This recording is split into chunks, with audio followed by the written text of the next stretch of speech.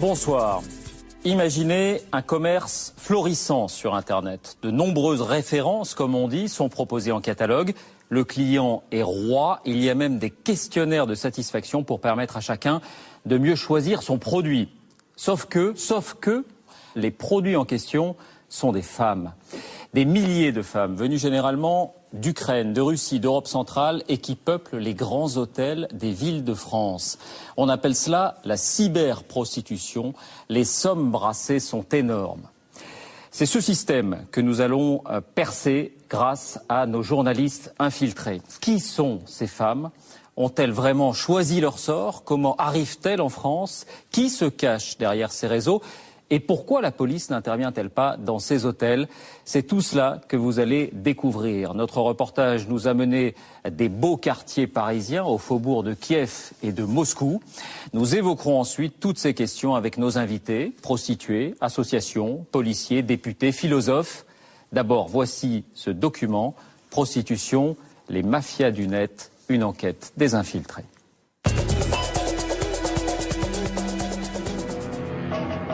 La prostitution, troisième trafic mondial après la drogue et les armes. En 2009, selon un rapport des Nations Unies, 20 millions de personnes seraient exploitées pour le commerce de leur corps.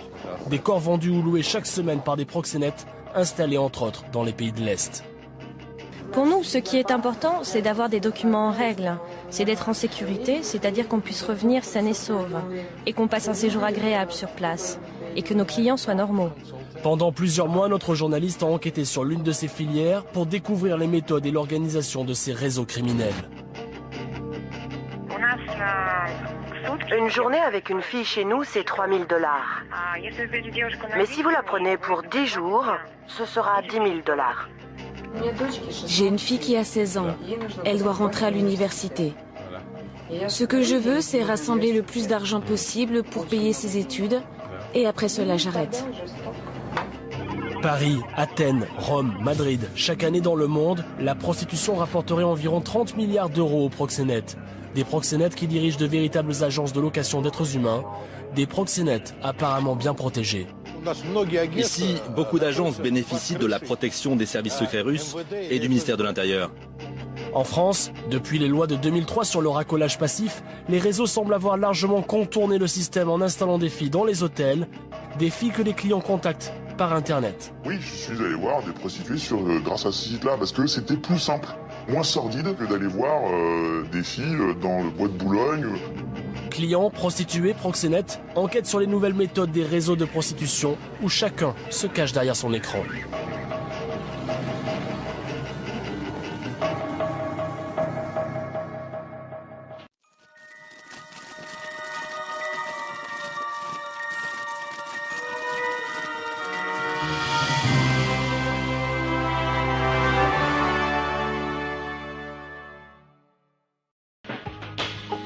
L'enquête démarre au printemps dernier à Paris.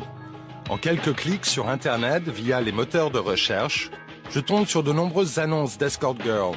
En accès libre, je découvre de véritables portails Internet où sont référencées plusieurs centaines de prostituées, présentes en ce moment dans la capitale. La plupart d'entre elles apparemment voyagent beaucoup. Rome, Berlin, Athènes, Paris. De capitale en capitale, ces filles disent effectuer des tournées. À Paris, ce jour-là, il y en avait 174. Sur ce site, les clients peuvent faire leur choix. Photos à l'appui. Très vite, je découvre que ces filles travaillent pour des compagnies bien précises, souvent basées en Russie. Des agences qui permettent même aux clients à l'avance de réserver en ligne. Le prix de la prestation y est clairement indiqué. Pour prendre rendez-vous avec ces escortes, il est possible de le faire par SMS. Mais c'est sur un téléphone russe qu'il faut les contacter. Qui dirige ces agences d'escorte? Comment s'organise ce que l'on appelle des sex tours? Pour tenter de le découvrir, je décide de rencontrer l'une d'entre elles, se prénommant Irina, en envoyant un SMS de réservation. À peine 2 minutes plus tard, je reçois à mon tour un message. Irina, 15 h, pendant 1 heure, 250 €. L'agence m'indique l'adresse précise d'un établissement hôtelier situé dans le 15e arrondissement de Paris. Une fois arrivé dans le hall de cet hôtel de luxe, un message s'affiche à nouveau sur mon portable. Bonjour, Irina vous attend dans la chambre 113. Amusez-vous bien. Chambre 113 au premier étage. En me dirigeant vers les ascenseurs, j'essaie de voir si quelques souteneurs ou intermédiaires surveillent les alentours. Je ne vois personne. Derrière la porte de la chambre, une jeune femme d'une trentaine d'années. À peine rentrée dans la chambre, Irina envoie tout de suite un SMS au proxénète qui l'emploie pour lui confirmer mon arrivée. Une seconde, je leur écris. Même à plus de 3000 km de distance, la société semble garder un œil vigilant sur les affaires. C'est la première fois à Paris? Non. Non? Plusieurs fois? À Paris, c'est la 4e fois. Vous avez déjà été dans d'autres villes ou d'autres pays? Oui, j'ai été dans une autre ville aussi. En Italie, j'ai été à Milan. Puis je suis arrivée ici. Ah, c'est comme une tournée alors. Je suis allée à Nice et à Rome aussi. Au cours de cette entrevue, je tente de cerner le profil et le parcours personnel de Irina. Pour ne pas éveiller de soupçons, je lui explique que je suis là, non pas pour une relation avec elle, mais pour retrouver une vieille amie personnelle croisée quelques années plus tôt à Moscou. Quelques minutes plus tard, Irina commence à m'en dire un peu plus sur elle et son emploi du temps surchargé. Vous travaillez aussi à Moscou? À Moscou? Oui, j'ai ma petite affaire à moi. Et cela marche? Oui, maintenant je suis ici en business, mais mon entreprise continue à tourner là-bas. Ah, vous avez donc deux métiers, mais pourquoi? Celui-ci est illégal et l'autre est légal. Vous savez, je suis adulte. On peut le dire, j'ai 33 ans. Donc cette occupation, pour moi, c'est quelque chose de, comment dire, de bien réfléchi. Mais c'est pour l'argent que vous le faites, ce travail. J'ai une fille qui a 16 ans. Elle doit rentrer à l'université. Ce que je veux, c'est rassembler le plus d'argent possible pour payer ses études, et après cela, j'arrête. Pour ne pas attirer davantage son attention, en posant trop de questions, après 20 minutes de conversation, je dis au revoir à Irina. À peine sorti, mon téléphone vibre. Visiblement prévenu de mon départ, l'agence me sollicite à nouveau par SMS. Nous espérons que vous avez passé un bon moment. Si vous avez quelques minutes, n'hésitez pas à publier vos commentaires sur nos sites internet. Cela aiderait notre également. Merci d'avance. Stupéfiant, l'agence me demande de remplir un questionnaire de satisfaction, publié ensuite sur le site où sont référencées ces prostituées. Il existe même une rubrique dédiée aux punteurs.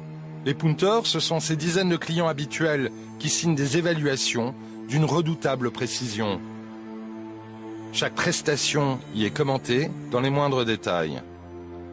En véritable service après-vente, ce forum permet de signaler les fausses photos de prostituées et de débattre de certaines évaluations jugées trop complaisantes. Au cours de cette enquête, un seul de ses clients réguliers a accepté de me rencontrer. Nous l'appellerons Grégoire. Ces dernières années, ce Parisien d'une trentaine d'années s'est rendu régulièrement dans ces hôtels. Grégoire l'affirme, c'est ce système discret de réservation par Internet qui l'aurait incité un jour à franchir le pas. Oui, je suis allé voir des prostituées grâce à ce site-là, parce que c'était plus simple. Quelque part, c'était plus facile que, moins sordide, plus facile que d'aller voir des filles dans le bois de Boulogne. Là, quelque part, il y a un côté où c'est propre. Quand on téléphone et qu'on s'aperçoit en plus que c'est dans des hôtels de luxe, il y a un côté un peu classe. C'est pas sordide et c'est discret.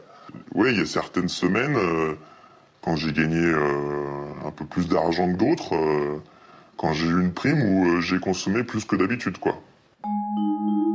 Grégoire dit s'être rendu une trentaine de fois en 2 ans dans ces hôtels pour y rencontrer ces filles souvent venues de l'Est.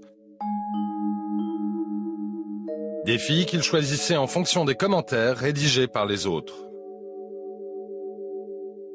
Si une fille m'attire, je vais effectivement aller vers une fille qui a plus une évaluation qu'une autre. Déjà, ça veut dire qu'il y a des gens qui l'ont testé, ça veut dire que c'est quelqu'un qui existe. On peut se dire, est-ce que les photos sont truquées ou pas truquées? Ils vont plus ou moins raconter si c'est vrai ou pas. Voilà, et puis après, dans ce qu'ils décrivent, ça peut correspondre à certains de mes fantasmes aussi. Ouais, on vit ses fantasmes, on va au bout d'un truc qui est à l'intérieur, jusqu'à en être écœuré. Le phénomène est nouveau. Dans le monde de la prostitution, le client était jusque-là celui qu'on ne voyait jamais.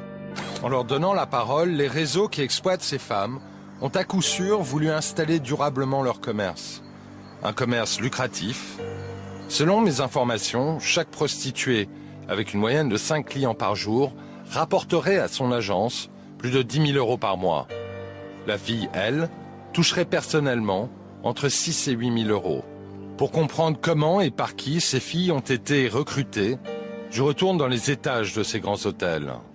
C'est dans l'une de ces chambres que je vais en apprendre un peu plus, en rencontrant Olga, originaire d'Ukraine. Vous avez un message? Oui, c'est mon bureau. Je leur ai envoyé un message pour leur dire que vous étiez arrivé. Auprès de Olga, comme avec les autres, pour nouer le contact, je dis toujours être à la recherche d'informations sur une amie qui ferait sans doute le même travail. Et pour pouvoir discuter avec elle, il me sera toujours demandé de payer. Oui, je travaillais en Ukraine. Je travaillais en tant que traductrice, anglais, ukrainien, russe. Mais après la crise, toute l'économie s'est effondrée. C'est pour ça que vous devez voyager? Oui. Ah d'accord. Mais est-ce que ça vaut vraiment le coup? Pourquoi avez-vous décidé de le faire? Tout simplement parce que je n'arrivais plus à joindre les deux bouts. Écoutez, j'ai essayé de travailler en Ukraine, mais je n'ai pas réussi. J'ai essayé plusieurs emplois, une fois en tant que manager dans une société, puis dans une deuxième société. J'ai aussi cumulé 2 emplois en même temps, ensuite dans une 3e société, mais cela n'a jamais marché. Olga m'explique plus tard que c'est l'agence qui s'est occupée de toutes les formalités pour obtenir le précieux sésame, le visa pour l'Europe.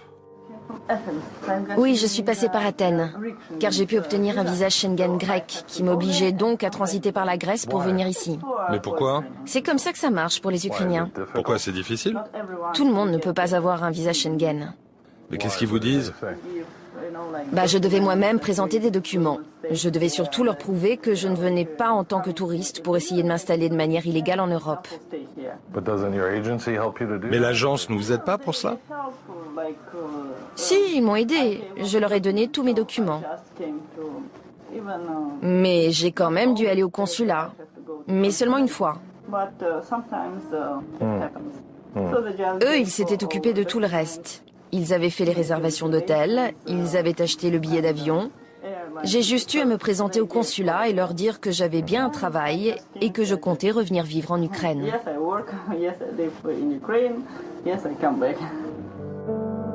Recrutée l'an passé par une agence d'escorte basée à Kiev, Olga a dit avoir rencontré physiquement une seule personne dans cette société, un certain Oleg. Mais est-ce que tu as rencontré ces personnes? Non, tout est sur Internet. Mais une fois, j'ai rencontré Oleg. En vrai. Un mec normal, un peu malpoli. Mais comment as-tu trouvé ce travail? Comment tu les as contactés? J'ai trouvé une annonce sur Internet. C'était une publicité pour ce travail. Au départ, je pensais que cela ne devait être que de l'accompagnement en fait. Ah oui? Vous ne pensiez pas devoir aller plus loin? J'ai compris, mais je croyais au départ qu'il ne fallait faire que de l'accompagnement, car ils cherchaient des candidates avec beaucoup de diplômes, qui parlent plusieurs langues. Des personnes bien éduquées, quoi. Donc, je n'imaginais pas qu'il fallait rester à l'intérieur d'une chambre d'hôtel toute la journée. Des journées entières à rester cloîtrées dans l'hôtel. Parfois, pour plus de rentabilité, les agences vont même jusqu'à loger 2 prostituées par chambre. Des agences qui, même si elles n'exercent pas directement de contraintes physiques sur ces filles, les surveillent en permanence. Et c'est souvent la peur au ventre que les filles ouvrent la porte. La crainte de se retrouver seule à seule avec un client dangereux, sans pouvoir appeler qui que ce soit.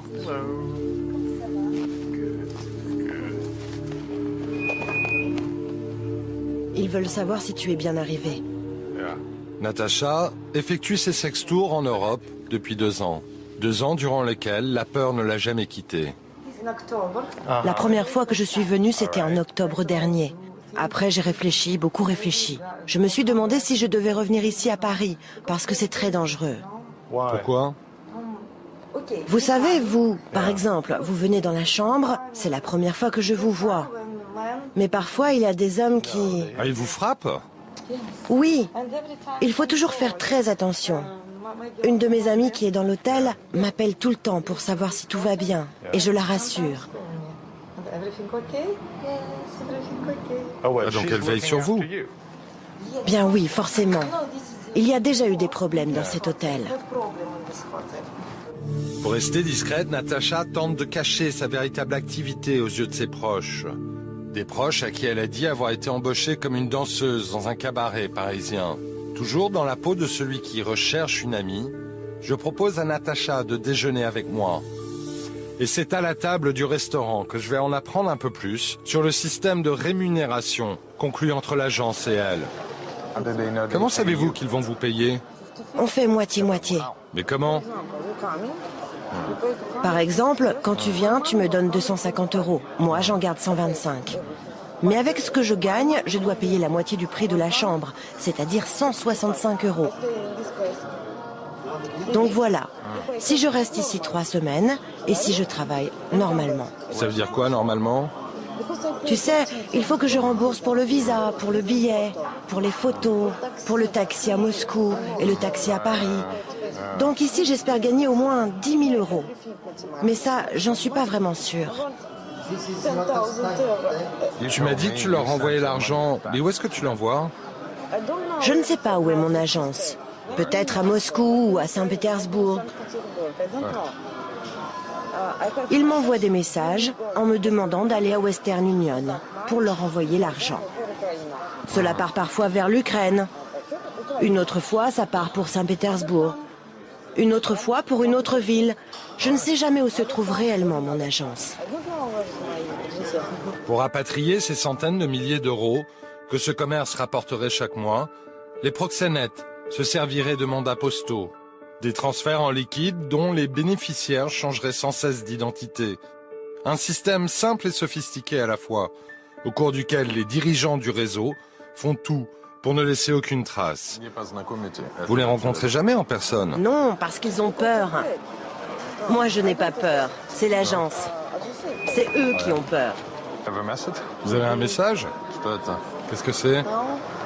À 12h30, un client va venir. Et il va rester pendant 1 heure avec moi. En fait, c'est dans 20 minutes. Fin du déjeuner, je laisse Natacha retourner dans sa chambre pour le reste de la journée. Grâce à ces virements en liquide, ces proxénètes installés en Russie percevraient chaque année des centaines de milliers d'euros. De l'argent sale qui transiterait tous les jours par la Western Union, la célèbre entreprise de transfert de fonds. Pour cette enquête, j'ai demandé une interview à l'un de ses responsables pour savoir comment l'entreprise lutte contre un tel trafic. Une interview qui m'a été refusée. Seule la directrice de la communication de la compagnie a bien voulu me dire quelques mots au téléphone. Dans chaque pays, nous avons des montants maximum d'argent que l'on peut transférer. Des montants pour lesquels il faut présenter différents documents. Donc ça, c'est une première méthode de prévention. Ensuite, nous faisons appel dans nos services à des personnes très aguerries, qui sont généralement d'anciens policiers, qui préviennent tout de suite la police ou les autorités concernées lorsqu'une transaction est suspecte. Chez Western Union, tout serait donc fait pour freiner ou limiter ces transferts. Qu'en est-il des hôtels? Profitent-ils financièrement des centaines de chambres occupées à l'année et réservés par ces réseaux mafieux. À Paris, l'un d'entre eux serait plus fréquenté que les autres par ce type de clientèle. Sur les forums, les punters l'appellent même le bikini, en référence à la porte-maillot toute proche. Dans la peau d'un client de l'hôtel, je me suis rendu à nouveau en caméra cachée dans cet établissement. J'ai voulu savoir si le personnel était au courant de ce qui se tramait à l'intérieur d'une trentaine de leurs chambres. Les hôtels, il y en a, parce qu'il y en a partout. Il y en a partout. C'est elle qui contrôle pas. En face, c'est pareil. Et c'est quoi la passe? 2,50. 2,50 Entre 2,50 et 350. Pourquoi? Pour une heure ou? Je sais pas, ça s'appelle prostitution moderne. Sur Internet. Dans les étages, en croisant l'un de ses employés, là encore, apparemment tout le monde semble au courant. Si, ils sont partout dans les étages. Ils sont partout. Ouais. Partout. C'est vrai? Ouais, si. Vous envoyez souvent? Bien sûr. Vous envoyez souvent ici? Bien sûr. C'est vrai? Ouais. Pendant c'est pas la réception, il y en a partout. Du premier jusqu'au 7e, ah ouais? il y en a partout. Mais combien? Ouais, ça dépend, il faut discuter avec. C'est vrai? Ouais, c'est sûr, bien sûr. La réception arrangerait-elle ce type de rendez-vous? Pour le savoir, j'ai loué l'une des chambres de l'hôtel pour une nuit et demandé à la réception s'il était possible de faire monter l'une de ces femmes.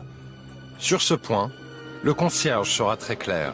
C'est interdit pour nous, sinon on va rester à être accusé par les flics. La loi française. La loi française est comme ça. Qu'est-ce qu'il y a dit la loi française? Pour proxénétisme. Le concierge le sait, le proxénétisme hôtelier est sévèrement réprimé par la loi. J'ai voulu interroger également le directeur de l'établissement. Là encore, je devrais me contenter d'un simple communiqué de presse et d'une très brève conversation téléphonique. Il se trouve que les modes de réservation ont changé, les modes de séjour ont changé. Aujourd'hui, sur Paris, il doit y avoir à peu près 200 filles qui tournent. S'il y en a 20 chez nous, c'est un maximum. Je dirais pas que c'est bien, mais c'est comme ça. Et on est un maillon de la chaîne, malheureusement. Un simple maillon de la chaîne. Le directeur de ce grand hôtel m'a également affirmé collaborer avec les services de police. Pour mieux découvrir qui se cache derrière ces agences qui envoient des milliers de femmes en Europe, je décide de partir en Ukraine. C'est là bien souvent que les filles sont recrutées. Situé à la frontière de l'espace européen, cet ancien satellite soviétique souffre d'une économie précaire. Un pays touché de plein fouet par la crise économique, en proie à un vaste trafic d'êtres humains. D'après le ministère de l'Intérieur ukrainien, on y trouverait pas moins de 12 000 prostituées. La plupart seraient des étudiantes. Mais c'est d'abord la nuit, dans les clubs, que les filles sont castées pour sétourner dans les hôtels européens. Comme ici, un bar à striptease de Kiev, où selon la gérante du lieu, plusieurs de ces filles ont été choisies pour partir en Europe.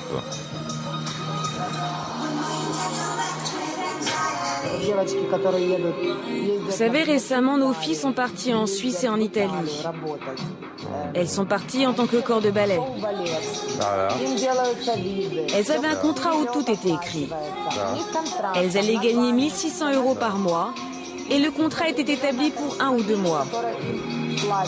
En précisant comment elles allaient être payées, en euros ou en dollars. Officiellement, les filles voyageraient grâce à un vrai faux visa de corps de ballet. Dans un pays où le salaire moyen est de 250 € par mois, il est souvent facile pour les recruteurs de trouver des candidates. À Kiev, une seule ONG se bat réellement contre le fléau de la prostitution. J'ai rendez-vous avec Anna Gutsol, la fondatrice de cette organisation, qui tous les dimanches organise dans le centre-ville de Kiev une marche pour sensibiliser les touristes étrangers et les mettre en garde contre ce business du sexe. Beaucoup de touristes ne comprennent pas que le sexe est un business ici.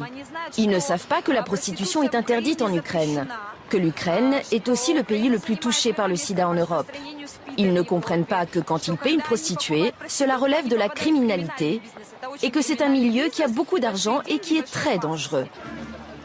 Avec ses 200 adhérentes, Anna Gutsol fait ce qu'elle peut pour tenter de changer les mentalités. Dans la capitale, Kiev, à la sortie des bouches de métro, des centaines de petites annonces de recherche d'emploi sont placardés partout sur les murs. Et c'est dans la plupart de ces journaux que l'on trouve des offres de travail d'un autre genre. Excusez-moi, je voudrais acheter des journaux avec des petites annonces. Il y en a plusieurs? Lequel? Celui-là? Merci. Dans l'un de ces journaux, aujourd'hui, 3 doubles pages d'offres d'emploi au salaire mirobolant. Pour des personnes attrayantes à partir de 18 ans, un travail sécurisé, un logement et des horaires souples. Le salaire de 150 à 250 $ de l'heure pour les jeunes filles. Des annonces qui ne précisent pas vraiment la nature réelle du travail à faire. Pour nous montrer qui se cache derrière ces numéros, Anna Gutzol accepte pour les besoins de mon enquête de contacter quelques-uns d'entre eux. Allô? Bonjour, je vous appelle au sujet de l'annonce pour un travail à l'étranger. Nous, ce qu'on fait, c'est que nous envoyons des filles pour travailler dans les clubs de striptease à Chypre. Et le travail, c'est pour début octobre, c'est ça? Oui, dès le début du mois d'octobre. Et donc moi, j'ai besoin de toutes les copies de vos documents. Car pour demander votre visa, nous avons besoin de réunir au moins 4 filles à l'avance. Et alors, on peut former un corps de ballet. Ah d'accord, donc on part en tant que corps de ballet. Un poste de danseuse sur l'île de Chypre. Sur Internet, nous avons trouvé le site du club en question. Pour Anna Gutzol, cela ne fait aucun doute. Une fois sur place, la candidate découvrira qu'il s'agit, en fait, de prostitution. Autre numéro, autre proposition. Là, il s'agirait de travailler dans le monde du show business.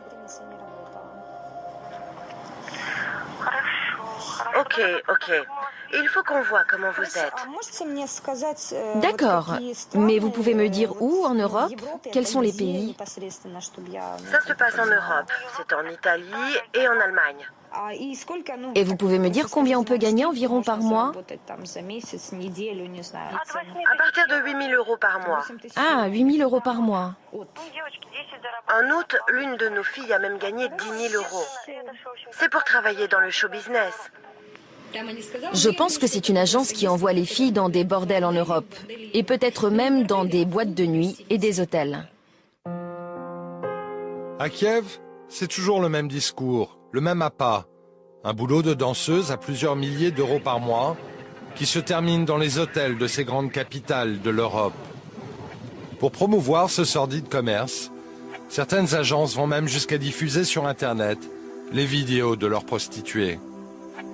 Un service marketing ultra sophistiqué, vantant les mérites de chaque escorte en tournée en ce moment dans les hôtels parisiens. Ces clips ont tous été tournés en Russie. Là, l'activité d'escorting est devenue une véritable industrie. Moscou, au mois d'octobre dernier. Pour découvrir comment les filières de la prostitution s'organisent, j'ai décidé de me faire passer moi-même pour un proxénète français. Un proxénète qui souhaite acheter plusieurs femmes pour remplir les chambres d'hôtel parisiennes. En arrivant dans la capitale, je compose un numéro trouvé sur le site qui diffuse les vidéos des prostituées. Mais malheureusement, le stock de l'agence semble vide en ce moment. Non, nous n'avons pas de filles en ce moment à Moscou, car elles sont toutes parties en Europe. Donc je pense que cela ne va pas être possible. Désolée. Plus personne à Moscou? Qu'importe. J'essaye alors de joindre une autre agence de la capitale. Bonjour, je souhaiterais savoir s'il est possible d'organiser des sex-tours pour les pays étrangers. Pour combien de jours, monsieur? Comment? Pour combien de jours? Je sais pas, peut-être 4 jours? Vous m'avez dit maximum 5-6 jours. Et ça se passerait à Paris même, c'est ça? Oui. Et le lieu de travail sera donc un hôtel ou un appartement privé? Oui, c'est un hôtel. Si j'ai bien compris, vous voulez organiser un tour pour les filles, c'est cela? Il vous faut alors des filles qui ont déjà leur passeport international. Vous pouvez venir chez nous les sélectionner, mais vous devrez vous-même réserver les billets et vous occuper de faire les visas et de payer les filles. Acheter des femmes en Russie serait donc simple comme un coup de fil. Mon contact me donne ensuite une adresse à laquelle je dois me rendre. pour aller sélectionner les candidates. C'est au 3e étage de cet immeuble résidentiel du centre de Moscou que le choix doit se faire. Dans un salon, 5 filles sont là et attendent. 2 d'entre elles sont des sœurs. C'est ma sœur. Et quelle est la plus jeune ou la plus vieille? Elle, c'est la plus vieille. Elle a 20 ans. 20 ans? Moi, j'ai 19 ans. Et vous faites des études? Ouais, je fais des études. Et quel sujet? J'étudie l'économie internationale. Où ça? À Moscou. Et combien ça coûte de l'heure ici? Ici, c'est 2000 roubles de l'heure. Apparemment, ces 5 filles ont déjà entendu parler des sextours en Europe. Mais tout affiche une certaine inquiétude à propos de cet hypothétique voyage. Pour nous, ce qui est important, c'est d'avoir des documents en règle. Et aussi, c'est notre sécurité. C'est-à-dire qu'on puisse partir et revenir sain et sauve. Et qu'on passe un séjour agréable sur place. Et que les hommes qu'on va voir soient normaux. Pour la négociation du prix des filles, c'est avec leur responsable que je devrais voir. Cette mère Macrel, je ne verrai jamais son visage, me donnant les consignes seulement par téléphone. Après le casting, je lui fais croire que je souhaite donc faire venir sur le sol français ces femmes. Et comme pour la location d'une voiture, la gérante me demande d'abord une caution. Il va falloir nous laisser un dépôt de garantie pour les filles que vous avez choisies. Plus édifiant encore, Olga, la mère Macrel, me propose une réduction si je décide de louer ces filles pour plus longtemps dans les hôtels français. Donc, une journée avec une fille chez nous, ça coûte 3000 $. Si vous la prenez pour 10 jours, ce sera 10 000 $. Mais pour 5 jours, je pense qu'on peut faire 6 000 $ pour une fille. Alors, vous en voulez combien? 6 000 $ les 5 jours de location d'une femme. Bien évidemment, je n'irai pas plus loin dans ce dangereux jeu de rôle. Qui se cache derrière ce trafic? Quels sont les vrais patrons de ces filières de la prostitution? J'ai également contacté ces agences en tant que journaliste, espérant pouvoir parler à quelqu'un. Allô? Je suis à Moscou et je veux rencontrer quelqu'un qui peut me parler des agences d'escorte. Il faudrait que vous rappeliez. Quelqu'un va pouvoir répondre à toutes vos questions. Ah, et comment s'appelle-t-il? Il s'appelle Evgeny. À plusieurs reprises, le même nom me sera donné. Lui seul serait autorisé à parler de ce business. Après plusieurs jours, j'arriverai enfin à parler à cet Evgeny. Au téléphone, l'homme se dit prêt à me rencontrer. On peut organiser un rendez-vous, il n'y a aucun problème. Il faudra par contre que vous veniez à Saint-Pétersbourg, pas à Moscou. Il n'y a aucun souci, je suis prêt à répondre à toutes vos questions. C'est un sujet intéressant. Rendez-vous est donc fixé à Saint-Pétersbourg, avec ce fameux Evgeny. Un homme du milieu, apparemment bien informé. Mais le lendemain, une fois sur place, il me laissera attendre de longues heures, tout seul. Le risque pour lui de me rencontrer et de s'exprimer sur son activité est peut-être trop grand. Car en Russie comme en France, son activité d'agence d'escorte est illégale. Mais ce silence s'explique peut-être autrement. Sans doute ce proxénète ne veut-il pas impliquer d'autres personnes. En Russie, récemment, une affaire aurait révélé l'étendue de ces réseaux internationaux qui bien souvent seraient protégés par des policiers ou des militaires corrompus. Le lieutenant-colonel Dimitri Strikhanov des services secrets est soupçonné d'être au cœur d'un réseau de prostitution. Il aurait envoyé en Europe et au Moyen-Orient une centaine de filles. Selon les médias officiels russes, c'est la première fois qu'un tribunal militaire juge à huis clos un des membres des services secrets de l'armée. Le lieutenant-colonel Dimitri Strikhanov est actuellement poursuivi pour trafic des êtres humains. Cette implication des services de renseignement ne serait pas une chose nouvelle. C'est du moins ce que pense Sergei Kanev, ce journaliste spécialiste des affaires criminelles. Sergei Kanev a été à plusieurs reprises agressé physiquement pour ses reportages effectués sur le milieu. Les agences, chez nous, bénéficient d'une protection de la part des services secrets russes ou du ministère de l'Intérieur. On crée spécialement des agences pour cela, dans ce but précis. Les agences ont toute une vitrine officielle, une activité légale, et fonctionnent comme des agences de voyage. Mais d'un autre côté, ces sociétés envoient des filles à l'étranger se prostituer. Et comme d'habitude, ils ont une très bonne protection des services secrets et du ministère de l'Intérieur. On appelle ça un toit ici. Ils ont toujours besoin de gradés bien placés pour se protéger. Je sais que d'habitude, pour cette protection, ils sont obligés de reverser au moins 50% de leurs gains, qui finissent dans les poches des membres corrompus des services spéciaux. Et peut-être même encore plus. Une protection de la part de la police et des services spéciaux en Russie serait donc indispensable pour assurer un tel trafic. Bien souvent, les proxénètes ont également besoin de complicité dans les administrations pour obtenir des visas pour ces prostituées. Cette implication des services de l'État, Alexei Moukhin, cet observateur indépendant de la vie politique moscovite, est l'un des rares à oser la dénoncer. Ce business était auparavant réservé seulement aux criminels.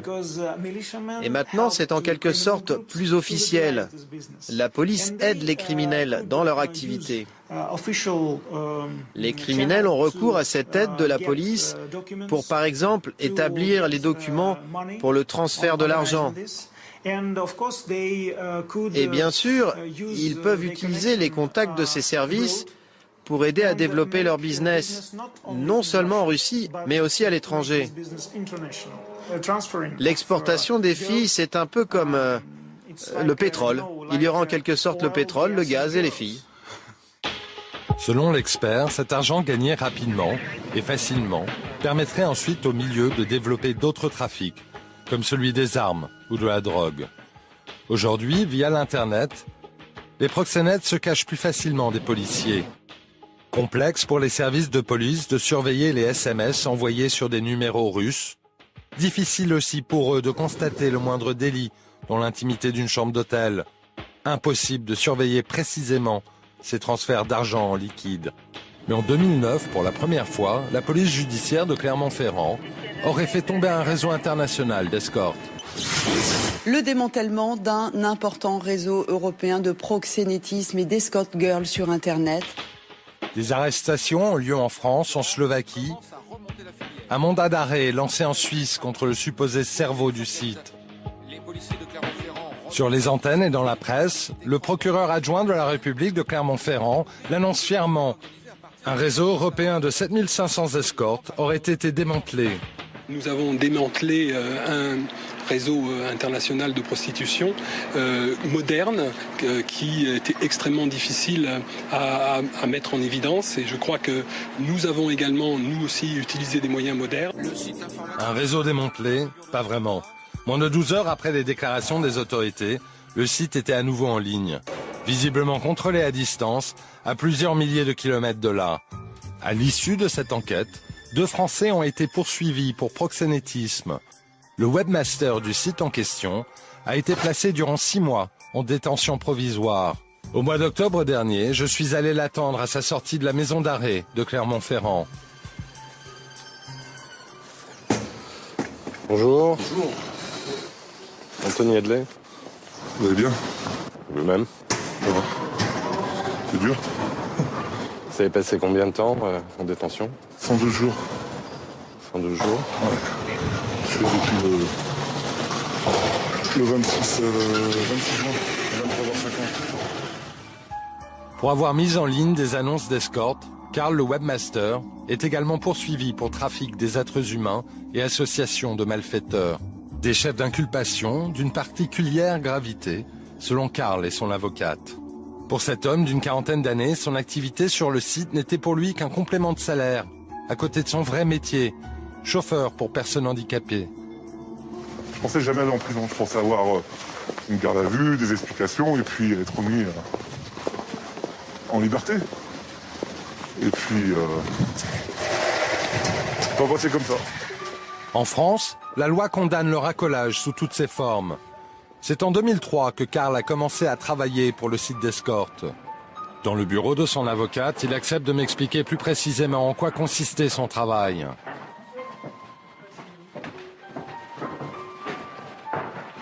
Les filles, elle est là, ajoutez votre profil avec photo maintenant. D'accord. Et elle s'inscrivait automatiquement. Et l'annonce était en suspens. L'annonce était en suspens le temps que je la valide. Et les critères pour que vous la validiez étaient lesquels?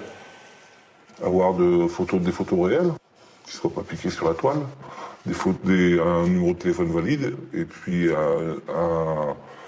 un pays ou une ville qui corresponde à l'adresse IP de l'enregistrement. Mais à l'époque, vous ne réalisiez pas que c'était de la prostitution ou vous étiez naïf par rapport à ça? J'étais naïf par rapport à ça. Je savais que c'était de la prostitution, mais je voyais pas le réseau international comme c'est marqué partout. Je voyais pas le proxénétisme aggravé. Pour que ces annonces soient publiées en bonne position sur le site, les agences ou les prostituées elles-mêmes devaient payer jusqu'à 350 € par mois. Mais sur ce point, Karl le maintient. Il ne touchait, lui, que de maigres sommes, comparées aux bénéfices gigantesques qu'aurait dégagé l'activité du site. Moi, je ne bénéficiais pas des abonnements qui étaient payés chaque mois par les escorts. J'avais un salaire qui correspondait entre 1 000 et 1 500 € par mois que j'allais chercher directement en Suisse. Le chiffre d'affaires des annonces était entre 30 et 40 000 € par mois qui allaient directement aux propriétaires qui étaient en Suisse. Le propriétaire du site, lui, est toujours recherché pour trafic des êtres humains par la police française. Placé sous le coup d'un mandat d'arrêt international, l'homme habiterait en Suisse. Là-bas, il y serait à l'abri puisque le proxénétisme y est toléré. Il ne risque donc pas d'être livré à la France. Après plusieurs mois de tractation via son avocat parisien, le cerveau du réseau, comme les policiers le surnomment, a accepté de me rencontrer. La France sait que si elle lançait un mandat d'arrêt uniquement pour proxénétisme contre moi, il ne se passerait rien. Car dans 15 ou 20 pays européens, la prostitution est légale. Donc, ce que la justice française a fait, c'est qu'elle me poursuit pour des crimes bien plus sévères pour pouvoir m'arrêter et me faire juger en France. Pour le responsable du site, son travail ne serait pas vraiment celui d'un proxénète. Et même s'il reconnaît avoir bénéficié financièrement du système, il dit ne pas être le seul sur la toile à en avoir profité. Quand à l'époque, je voyais que même Google mettait en ligne des publicités pour des filles et des agences d'escorte en France, tout comme moi. Mais qu'est-ce que vous en pensez? Eux aussi gagnent beaucoup d'argent. Et Google.fr n'est pas le seul. Les hôtels à Paris, ces hôtels dans lesquels les filles font leur travail en vendant leur corps, eh bien ces hôtels, ils gagnent beaucoup d'argent. Et cet argent, ensuite elles vont au restaurant, elles le dépensent, et le restaurateur est bien content. Donc tout ça est un peu ridicule, tout ça me fait bien rigoler. Car en fait, tout le monde bénéficie de l'argent de la prostitution. Oui, tu réponds. Selon le responsable du site, le moteur de recherche américain aurait référencé, lui aussi jusqu'en 2007, ce type d'annonce contre de l'argent, avant d'y mettre fin de lui-même. Quant à David, le Suisse, percevoir de l'argent en provenance des réseaux criminels ne semble pas vraiment le déranger.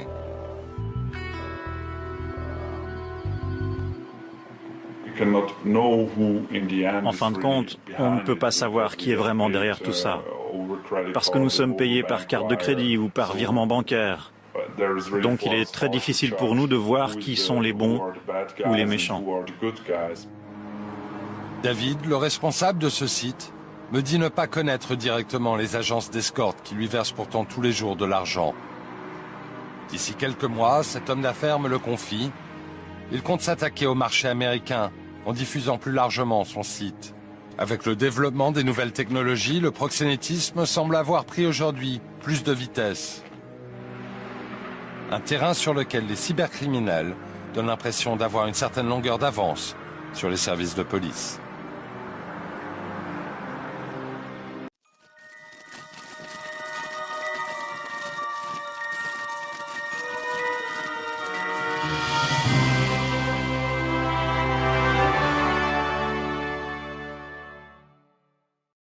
Voilà, il y a le pétrole, le gaz et les filles, disait un des intervenants dans cette enquête. C'est bien un supermarché international de la prostitution que nous dévoile ce document. Et c'est le sujet dont nous allons débattre maintenant. Avec nous ce soir, Jean-Marc Souvira. Bonsoir. Bonsoir. Vous êtes commissaire divisionnaire et vous dirigez l'OCTRAI, l'Office central pour la répression du trafic des êtres humains. Votre première réaction à ce film, on imagine que vous n'avez pas vraiment découvert quelque chose, mais est-ce que vous connaissiez le degré de précision de cette organisation-là? Oui, bien sûr. Ce sont des phénomènes que l'on connaît très bien et on est dans le rapport marchand-marchandise. J'emploie des mots peut-être un peu forts, mais on voit très bien. C'est bien à ça que ça ressemble. Mais on voit très bien quelle est l'implication des uns et des autres. Et même quand les jeunes femmes parlent, on les sent toujours un peu sur la réserve. En fait, avant de venir, j'ai regardé sur un moteur de recherche bien connu combien de sites d'escort girl étaient référencés. Il y en avait sur le web 2 500 000. 2 500 000 sites. Oui, chacun peut le vérifier ce soir en regardant sur un moteur de recherche bien connu. Donc ça veut dire que l'Europe, le monde est traversé par les réseaux d'escorte. Avec nous également Lisa, bonsoir. Vous êtes prostituée, vous avez débuté en France, vous travaillez maintenant en Suisse où vous dirigez, comment on appelle cela, un salon érotique? Tout à fait, je dirige un salon érotique à Genève, oui. Puisque nous avons Palier-sur-Rue. Une sorte de maison close en quelque sorte. Voilà, tout à fait, oui. Votre sentiment à la vision de ce film, est-ce que c'est une autre facette du métier que vous découvrez?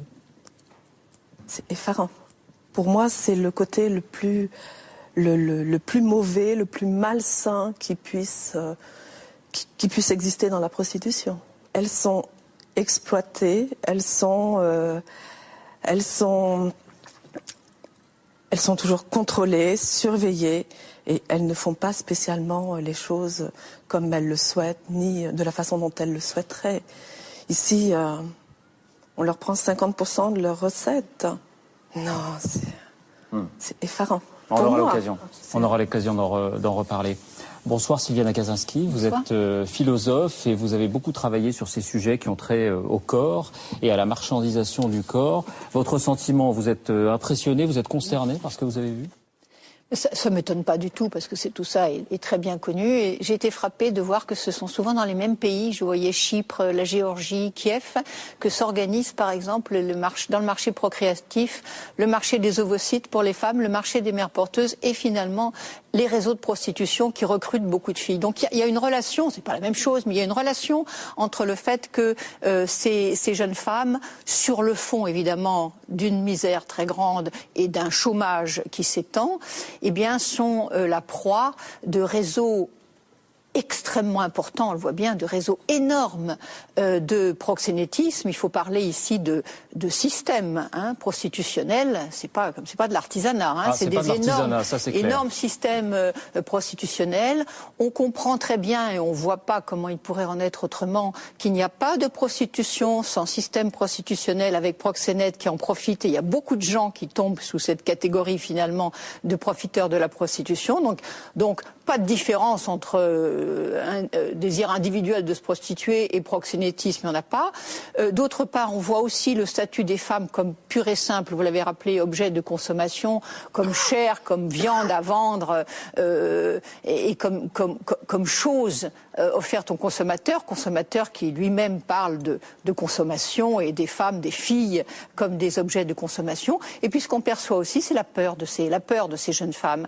Le secret, le mystère, tout le monde a peur parce que tout le monde a finalement quelque part honte de cela, parce que il y a un sentiment confus que c'est une façon bizarre de traiter les femmes, et puis la peur des femmes, parce que dans la consommation sexuelle, dans la relation prostitutionnelle, il y a toujours un risque, elles le connaissent, et elles ont peur. Ce qui manque quand même à ce documentaire, au fond, c'est la nature même, on y reviendra, mais la nature même profondément inégale et dégradante du commerce dans la prostitution. Alors ça, je pense qu'on y reviendra. On est là pour en parler aussi maintenant, on va y revenir dans quelques minutes. Bonsoir Chantal Brunel. Bonsoir. Vous êtes députée UMP, vous êtes beaucoup intéressée également au sujet, vous êtes l'auteur notamment d'une proposition de loi sur laquelle on aura l'occasion également de revenir, mais votre sentiment après ce film?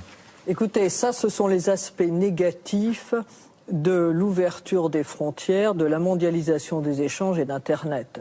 Et puis de la misère, parce que toutes ces filles, c'est la misère qui les attire dans ces réseaux. Et je crois qu'on n'échappera pas un jour à une réunion internationale et un contrôle d'Internet. Internet, on a des scènes de pédopornographie, on a des scènes de torture, et je crois qu'il faudra quand même qu'on réglemente Internet au niveau mondial. Il va falloir des accords internationaux, car on ne peut pas continuer. Et je crois qu'on a un problème, la classe politique, on doit réfléchir à ce sujet.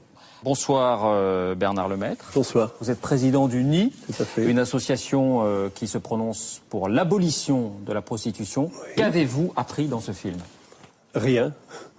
Sinon que vous saviez tout, de voir une fois de plus que c'est une entreprise criminelle, une machine à broyer l'humain, alimentée par des hommes qui sont clients.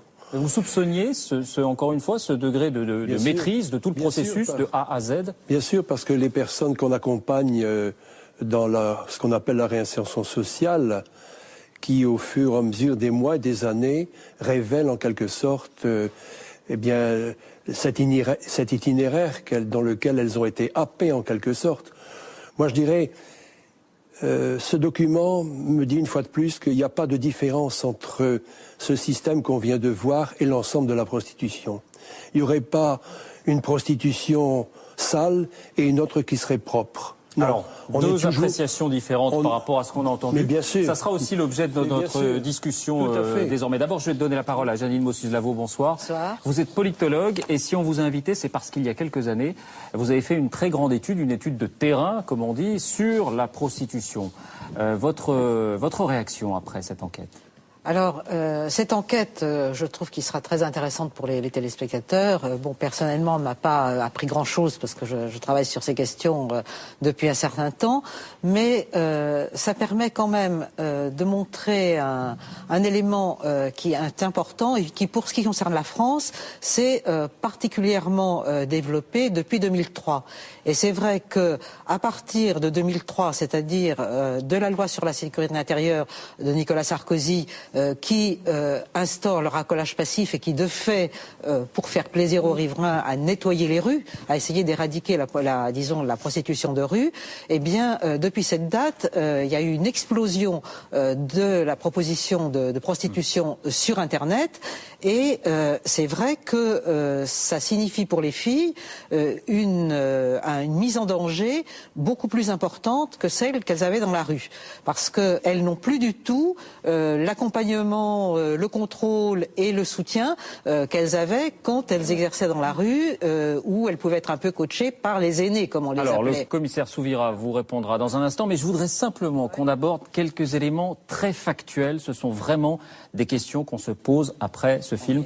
Janine Mossus-Lavo ou commissaire Souvira, peut-être vous allez nous aider à y répondre. Combien de femmes cela concerne? Est-ce que ça se chiffre en centaines? Est-ce que ça se chiffre en milliers, en dizaines de milliers, pour ne parler que de la France? Alors, que de la France, je dirais qu'on est le pays le moins concerné au sein de l'Europe. Et on a une évaluation qui n'est pas scientifique, mais qui est à peu près au regard des différents contrôles, etc. On est autour de 15 à 18 000 jeunes femmes qui se prostituent. Qui se prostituent sur la voie publique. Et via Internet? Non, ça on ne peut pas le dire. Ça c'est impossible. C'est impossible à dire. On ne peut pas quantifier le nombre de personnes qui se prostituent sur Internet. On a l'impression que ce sont des rotations, c'est-à-dire presque saisonnières, où des fournées entre guillemets de femmes arrivent puis repartent. Ces femmes qui vendent leur corps sur Internet, ce sont pour l'essentiel des étrangères ou est-ce qu'il y a des Françaises aussi? Oui, mais vous venez d'employer un mot. Oui, allez-y, j'en prie. Vous venez d'employer un mot qui se vendent, qui se prostituent. Qui vendent leur corps. Moi, j'aime mieux que l'on dise que l'on prostitue. Parce que c'est encore une fois rejeter la faute sur les femmes, comme si elles auraient choisi, comme si... voilà. Et moi, je pense qu'on est là dans un trafic, donc que l'on prostitue. Alors, la question qui est posée, la question que vous posez, c'est bien celle qu'on se pose aussi en voyant ce film. Est-ce que ces femmes le font volontairement ou est-ce qu'elles sont prises dans un engrenage? Je veux vous entendre les uns et les autres là-dessus. C'est un faux problème. Commissaire Souvira. Oui. Donc là, on reste toujours sur le thème d'Internet. Absolument, sur ce qu'on a vu dans le film. D'accord. On a le sentiment que ces femmes, finalement, on ne sait pas très bien. On a le sentiment qu'il y a une ambiguïté. Faut pas se retourner contre Internet non plus. Non, mais le sujet c'était sur Internet là. Utilise cet outil Internet, partons du film en tout cas. La question c'est le système prostitutionnel. C'est pas Internet. Internet. C'est par rapport au sujet que nous venons de voir. Sûr. Déjà, moi je fais une petite parenthèse, enfin une précision plutôt. La loi de sécurité intérieure n'a pas transformé les filles de la voie publique sur Internet. C'est-à-dire que ce sont deux catégories de personnes totalement différentes. Les jeunes ukrainiennes, russes que nous avons vues dans les hôtels ne viennent jamais sur la voie publique. Donc il y a deux choses différentes. Il y a les jeunes femmes de voie publique en France, ce sont des Roumaines, des Bulgares, essentiellement de la communauté rome, tsigane, ensuite des Nigérianes et des Camerounaises. Et sur Internet, on a plutôt une population qui vient d'Ukraine, de Russie, de Biélorussie. On a vraiment deux populations différentes. Alors, est-ce qu'elles se prostituent volontairement ? Au départ, vous avez une partie de la réponse dans le reportage. Je suis allé, je croyais que j'allais faire une démonstration artistique, je croyais que j'allais accompagner des gens toute une journée, etc. Au départ, il y a une présentation qui est tendancieuse, complètement tendancieuse. Et en plus, il faut dire que certaines jeunes femmes veulent bien croire à ça. C'est-à-dire que, comme le disaient fort bien nos interlocuteurs, c'est qu'il y a une prostitution de misère. On l'a bien vu en Ukraine, ce sont des gens qui sont vraiment économiquement... Et en même temps, on entend des femmes dire, voilà, c'est pour payer les études supérieures de ma fille. On n'a pas le sentiment que ce sont des gens, voilà, qui n'ont pas d'autre alternative. Il y a aussi des femmes, il ne faut pas se le cacher, bien sûr, visiblement, qui le font pour j'allais dire, améliorer l'ordinaire. Pardonnez-moi cette expression. On a vu une expression, c'était la prostitution de fin de mois. Oui. Dans les années 70-80, les services de police parlaient de prostitution de fin de mois, où on voyait toute une catégorie de personnes, de jeunes femmes, qui allaient se prostituer pour boucler les deux bouts. Et c'est une question très importante, parce que c'est pas la même chose d'être dans un système où chacun finalement fait ce qu'il veut de lui-même, ou un système où il y a coercition, même si elle ne s'affiche pas en tant que telle, Sylviane Agacinski. Je disais que c'est un peu un faux problème, parce que la question de fond est effectivement de savoir quelle est la légitimité, voire la légalité d'une certaine relation prostitutionnelle, c'est-à-dire de la vente du corps de femme, de la consommation par des consommateurs du corps d'une femme. Alors, ou bien ce système apparaît comme parfaitement normal, légitime, voire un job comme un autre, ou bien il apparaît comme une relation totalement inégale, dégradante également à l'égard du corps de ces femmes qui deviennent des objets, totalement inégale aussi dans la mesure où elles sacrifient leur propre désir sexuel, leur propre personnalité, et ça fait partie de nos conceptions juridiques de considérer que la personne est également son corps. Donc, relation complètement inégale. Et puis surtout, si vous voulez, à partir du moment où le marché existe, faut prendre le problème du marché. On voit là, des femmes sont des marchandises. Le problème du marché... Et en même temps, c'est un marché vieux comme le monde. On dit c'est le plus vieux métier du monde. C'est pas pour ça que c'est bien. Non, bien sûr. C'est pas parce que c'est vieux comme le monde. Est-ce qu'il n'y a pas un principe de réalité? Je vais prendre une comparaison. Prenez un autre système qui est vieux comme le monde, exactement comme la prostitution, qui s'appelle l'esclavage. Et il y a une relation extrêmement étroite entre l'asservissement sexuel, qui est une forme d'esclavage, et l'esclavage. Il n'y a rien de plus vieux que l'esclavage. C'est pas pour ça qu'on n'est pas arrivé à un moment donné à trouver que c'était contraire à la dignité, à l'abolir. À partir du moment où le système existe, vous allez dire à quelqu'un qui est dans la misère, qui a besoin, soit dans la misère la plus noire, soit qui veut payer des études à sa fille, et dans ce système, elle peut se dire, tiens, je peux gagner des sommes importantes en vendant mon sexe. Voir concrètement ce que ça veut dire. Ça veut dire des dizaines de passes par jour, ça veut dire de vendre son vagin, son anus, sa bouche, son corps tout entier. Je veux dire, il faut voir concrètement ce que c'est que la prostitution. Il ne faut pas être... Non, mais vous avez raison d'employer les mots. Le mot escort girl, c'est encore un de ces mots qui sert de masse. Donc, à partir du moment où vous avez ce système, vous accordez à la liberté individuelle la possibilité d'entrer dedans. Mais le problème juridique, le problème du droit, le problème d'une civilisation, c'est pas une question de morale individuelle, c'est de savoir si cette relation-là, si le fait de permettre aux femmes et aux consommateurs d'entrer dans cette relation-là, c'est une liberté ou pas. À partir du moment où on dit c'est normal, c'est comme si vous disiez, eh bien écoutez, on peut faire travailler quelqu'un 15 heures par jour dans des conditions d'insécurité. vous trouveriez évidemment des tas de volontaires, des tas de personnes consentantes. Donc le consentement n'est pas le dernier mot de la liberté des individus et de leur respect. Je voudrais qu'on entende Lisa là-dessus. Est-ce qu'il y a finalement une forme d'aliénation, même si elle est volontaire? Il y a tout à fait cette forme d'aliénation. Mais il faut quand même penser que le reportage que nous avons vu fait partie d'une des facettes de la prostitution. À l'origine, aucune n'est consentante. À l'origine, toutes se pensent stripteaseuses ou danseuses ou quel que soit un corps de ballet. C'est complètement insensé. Mais vous considérez comme consentante, pour reprendre votre terme? Ah, tout à fait, je suis consentante, oui. De toute façon, je l'ai fait, c'est moi-même qui l'ai choisi. Je le fais de mon plein gré. J'ai personne derrière qui me dit fais, c'est bien, tu gagneras plus d'argent ou tu auras une autre. Pourquoi vous l'avez choisi ce métier? Pourquoi j'ai choisi ce métier? Comme je pense 99% des filles qui commencent un jour dans cette activité parce que j'ai eu besoin d'argent. Une fois que j'ai eu mon besoin d'argent de fini, je suis retournée dans la vie active, dans la vie courante. À ce moment-là, j'avais des enfants. Je me suis dit, mais je vois jamais mes gamins. J'ai décidé de recommencer. Au moins, je voyais mes enfants. J'étais à la maison 20 heures par jour. Et pour vous, c'est un métier comme un autre? Ah, tout à fait, oui. Ça vous choque ce que dit Sylviana Gazinski? En fait, ce qui me choque, c'est quand ils disent que nous vendons nos vagins, nous vendons nos bouches, nos anus. Non, en fait, nous vendons un service. De toute façon, c'est pas dur. Soit le client vient nous voir en tant que vient voir une prostituée, paye un échange, paye un service sexuel, ou bien il va prendre n'importe quelle personne dans la rue qui ne sera pas consentant. Non, ça c'est la prostitution pour éviter le viol. Ça, il y a longtemps que ça a été un argument démoli. Ça n'a rien à voir. La question est vraiment de la mentalité, de savoir si les femmes sont des objets de consommation tarifés, et la différence entre un travail qui consiste à vendre, un travail intellectuel, manuel. Il n'y a aucun travail dégradant, même un travail sale.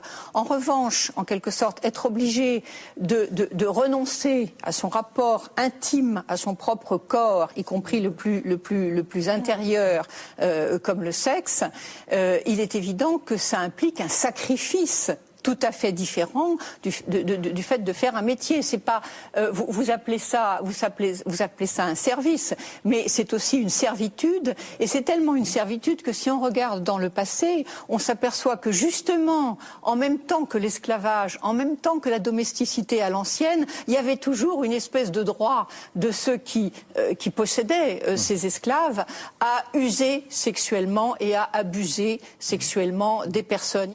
Janine Mossus-Lavo, oui. Est-ce que vous avez rencontré lors de votre enquête des prostituées volontaires et heureuses? Oui, j'en ai rencontré, mais je vais y revenir. Mais ce que je voudrais dire avant, c'est que l'expression, puisqu'elle a été employée plusieurs fois, y compris par vous-même, vendre son corps, je pense, ne correspond pas à la situation.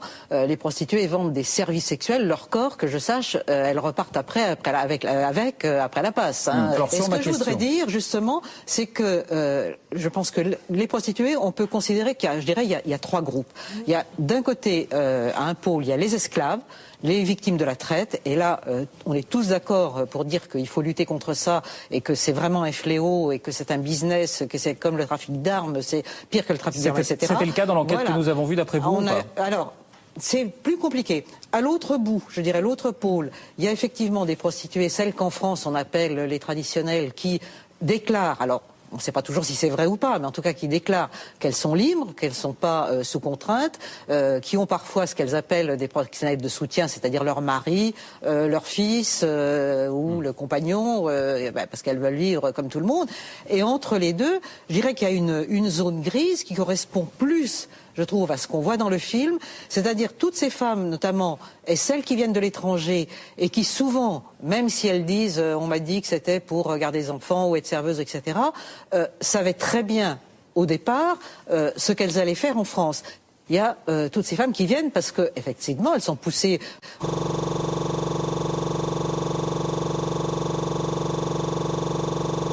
Beaucoup d'Africaines qui viennent, qui font vivre certaines tout un village.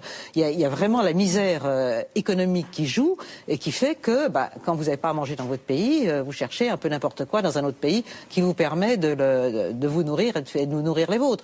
Donc je crois qu'il faut... Elles sont recrutées, les Africaines. Oui. Je ne vais pas vous l'apprendre. Vous non, savez ça, aussi qu'on dit qu'elles participent à la prostitution la plus dégradante, c'est-à-dire celle qui a lieu dans les pays légalistes où il y a des maisons closes comme la Hollande ou comme l'Allemagne, et où on dit que précisément ces Africaines servent puisque vous appelez ça des services, dans cette prostitution qui implique parfois la scatophilie et la zoophilie. Alors il faut quand même savoir de quoi on parle. Mais ça existe aussi, ça existe aussi à Paris, avec d'autres types de prostituées. Je ne suis pas complètement d'accord avec Mme Magazinski sur ce qu'elle a dit tout à l'heure.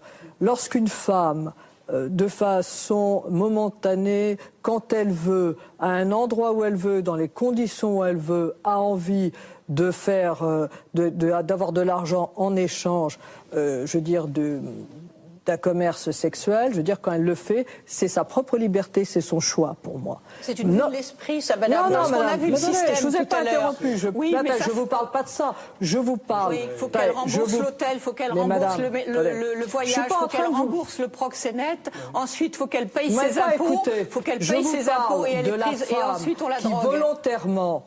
Je ne vous parle pas de la prostitution organisée, de l'organisation de la traite des êtres humains. C'est une violence atroce. Vous évoquiez, il y a 10 minutes, le cas de la femme qui, de façon très ponctuelle, dans le cadre qu'elle a choisi et comme elle veut, fait commerce de son corps. Après tout, c'est aussi une liberté de la femme. Voilà, comme porter la burqa et vendre son utérus, c'est exactement le même raisonnement, madame. C'est le même raisonnement. Ce que je dis, on a aujourd'hui un vrai problème. On a un vrai problème de clandestinité, on a un vrai problème, il semble, que plus 80% des prostituées soient l'objet de la traite des êtres humains, et c'est sur ce sujet-là qu'il faut travailler.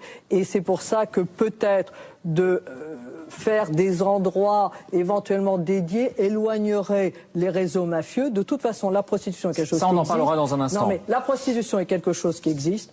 J'y suis, comme tout le monde, tout à fait hostile et opposé. Il faut se battre là-dessus, mais on va pas.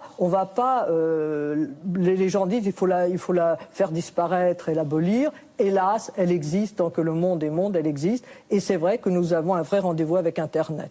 Un dernier point précis là-dessus, commissaire Souvira. Si l'une de ces femmes qu'on a vues dans le film décide de dire non, je rentre chez moi, je ne resterai pas dans ces hôtels à faire 5 ou 6 passes dans la journée, est-ce qu'elle peut le faire? Est-ce que vous avez l'expérience de cas comme ça? Qu'est-ce qui se passe dans ces cas-là? Elles ne peuvent pas le faire au sens... vous pensez qu'elles ont un libre arbitre. Vous avez bien vu qu'il y a toute une histoire de visa, de papier, d'envoi d'argent régulier, etc. Il y a une partie du document qu'on ne voit pas, de notre expérience, c'est la première fille. Donc il y a en général une première fille qui encadre le réseau d'escorte, qui se déplace d'hôtel en hôtel, et c'est bien souvent elle qui récupère l'argent et qui vérifie que tout se passe bien. Donc nous, quand nous travaillons sur les réseaux, on travaille sur les premières filles. Donc, qui font l'intermédiaire entre les filles et le chef du réseau qui reste dans son pays. Mais ce que vous dites est intéressant parce que la personne ne peut pas quitter spontanément le pays. Déjà, elle ne parle pas le français. Elle ne sait pas si, en France, on poursuit ou on ne poursuit pas les prostituées.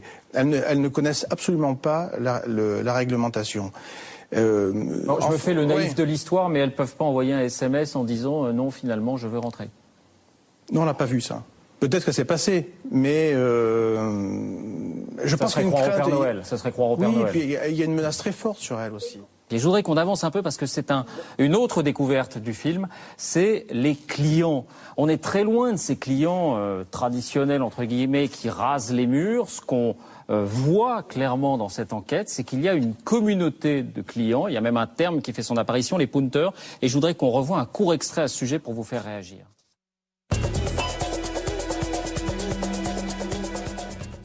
Si une fille m'attire, je vais effectivement aller vers une fille qui a plus une évaluation qu'une autre. Déjà, ça veut dire qu'il y a des gens qui l'ont testé, ça veut dire que c'est quelqu'un qui existe. On peut se dire, est-ce que les photos sont truquées ou pas truquées? Ils vont plus ou moins raconter si c'est vrai ou pas. Voilà, et puis après, dans ce qu'ils décrivent, ça peut correspondre à certains de mes fantasmes aussi. Ouais, on vit ces fantasmes, on va au bout d'un truc qui est à l'intérieur, jusqu'à en être écœuré.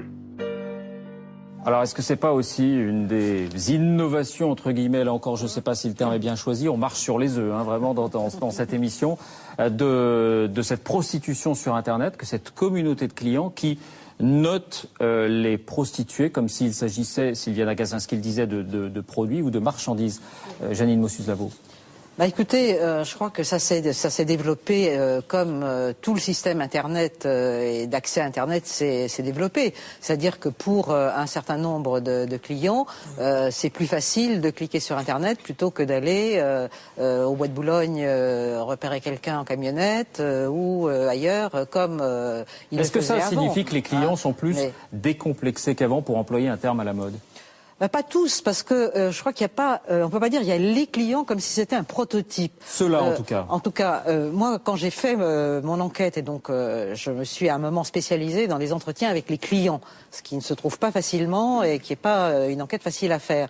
Et en fait, il y avait 3 catégories de clients. Il y avait ceux qui étaient les clients ponctuels, qui un soir de déprime, un soir de manque, de quelque chose, de n'importe quoi, allaient voir une prostituée.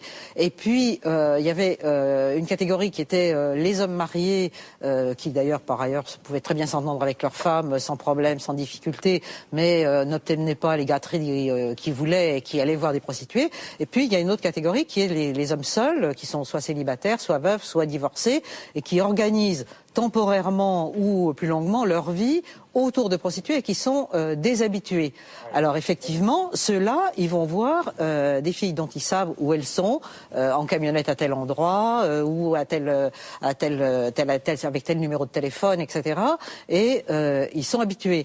Donc ceux qui arrivent maintenant par Internet, là les clients ne se parlent pas entre eux. Voilà. Là, ils se parlent entre eux comme s'ils parlaient sur un site, je sais pas, touristique, d'une destination, c'est bien, c'est pas bien, il fait beau, il fait pas beau, les paysages sont magnifiques ou pas. Ils sont cachés en même temps par l'anonymat. Ils sont cachés. C'est vrai qu'ils sont cachés. C'est ça, la désinhibition dont vous parliez tout à l'heure, elle vient du fait d'une sorte d'invisibilité et d'anonymat assuré par Internet. Bonsoir Sauveur Boukris. Bonsoir.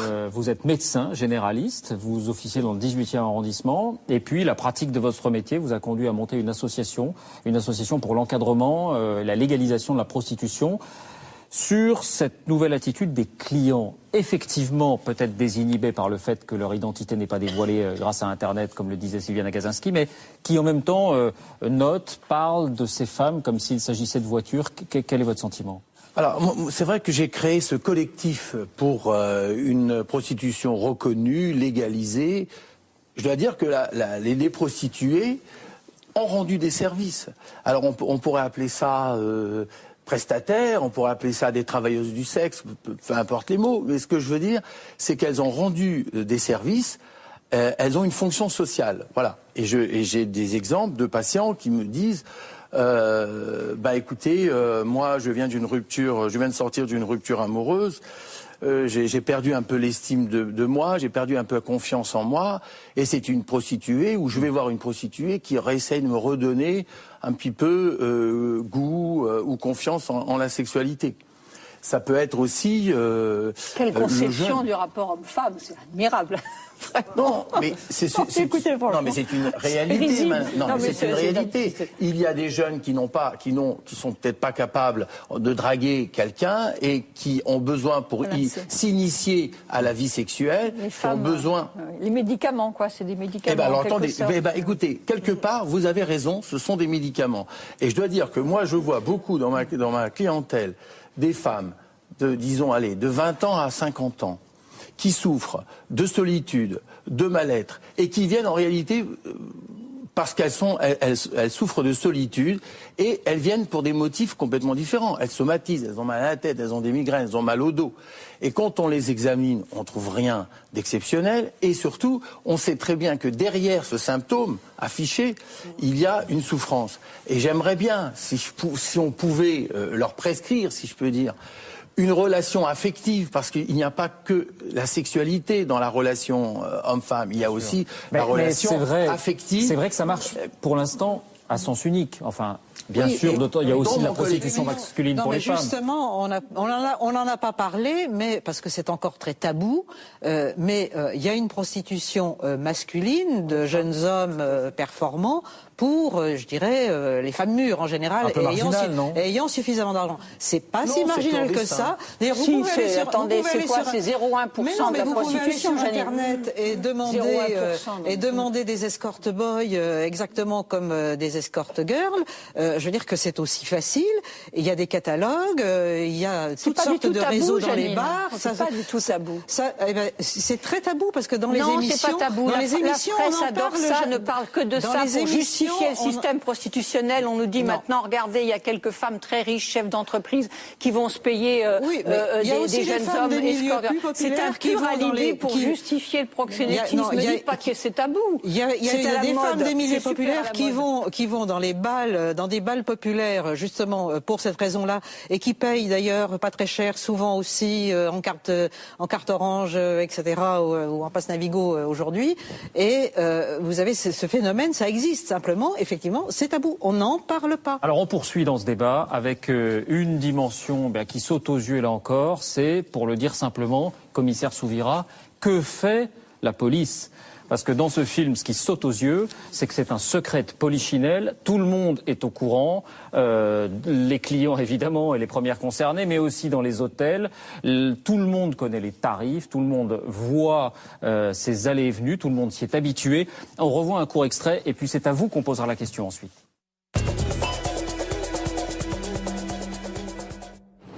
Les hôtels, il y en a partout. C'est elle qui contrôle pas. En face, c'est pareil. C'est quoi la face 2,50. 2,50 entre 2,50 et 3,50. Pourquoi, pour une heure ou Je sais pas, ça s'appelle prostitution moderne. Sur Internet. Dans les étages, en croisant l'un de ses employés, là encore, apparemment tout le monde semble au courant. Si, ils sont partout dans les étages. Ils sont partout. Partout. C'est vrai? Ouais, si. Vous envoyez souvent? Bien sûr. Vous envoyez souvent ici? Bien sûr. C'est vrai? Ouais. À la seconde, la réception, il y en a partout. Du premier jusqu'au 7e, ah ouais? il y en a partout. Mais combien? Ouais, ça dépend. C'est vrai? Ouais, c'est sûr, bien sûr. La réception arrangerait-elle ce type de rendez-vous? Pour le savoir, j'ai loué l'une des chambres de l'hôtel pour une nuit et demandé à la réception s'il était possible de faire monter l'une de ces femmes. Sur ce point, le concierge sera très clair. C'est interdit pour nous, sinon on va rester à être accusé par les flics. De quoi? C'est la loi française. La loi française est comme ça. Qu'est-ce qu'il y a dit la loi française?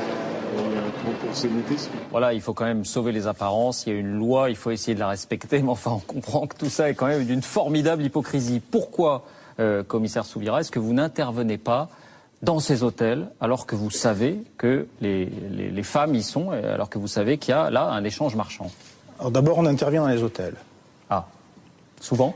Souvent, puisque nous avons un partenariat qui est discret avec des chaînes hôtelières internationales, puisque les escortes traversent l'Europe entière. Donc quand vous dites discret, c'est-à-dire c'est pas les 2 bataillons de CRS qui arrivent dans l'hôtel et qui arrêtent tout le monde? Bien sûr. Et puis, qu'est-ce que vous faites en fait alors? Déjà, en France, on ne poursuit pas la prostituée, on ne poursuit pas le client. Nous, ce qui nous intéresse, ce sont les personnes qui tirent profit de la prostitution. Donc c'est pour ça que le maillon de l'aspect caché qu'on n'a pas vu dans le reportage, mais qui est le plus difficile, et c'est normal, c'est celui sur lequel on travaille, c'est-à-dire la personne qui encaisse l'argent. D'accord, mais l'hôtelier, est-ce qu'il n'est pas complice? L'hôtelier est complice quand il le fait en connaissance de cause. C'est-à-dire que quand vous avez de cause, visiblement, ils connaissent tout de ces rouages. L'hôtel en question, c'est un hôtel qui a 900 chambres. Sur 900 chambres, vous avez, moi je ne discute pas l'hôtel, mais je vous explique comment ça fonctionne. C'est-à-dire que les filles arrivent, elles restent 2-3 jours, elles repartent. Travailler sur une fille, c'est pas intéressant. 2-3 jours ou un mois. Non. On n'a pas des filles qui travaillent un mois.